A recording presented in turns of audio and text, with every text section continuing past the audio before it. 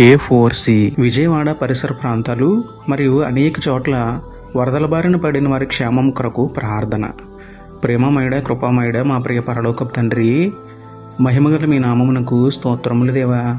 అయ్యా, వరదలతో ఆంధ్ర తెలంగాణ అనేక చోట్ల, ముఖ్యంగా విజయవాడలో మరియు పరిసర ప్రాంతాల్లో అనేకులు నీట మునిగిపోయి వేదన పడుతున్నారు దేవా. వారందరినీ జ్ఞాపకం చేసుకోండి తండ్రి. వరదల వలన ఆహారం లేక ఆశ్రయం లేక అలమటిస్తున్న వారిని ఆదుకుని ఆదరించి వారికి సహాయ మార్గాన్ని చూపించండి నాయన. వరదల వలన మరణించిన వారి కుటుంబాలను ఆదరించండి, ఓదార్పునివ్వండి ప్రభువా. ఇల్లు కోల్పోకుండా, పంటలు పశువులను నష్టపోకుండా సహాయం చేయండి నాయన.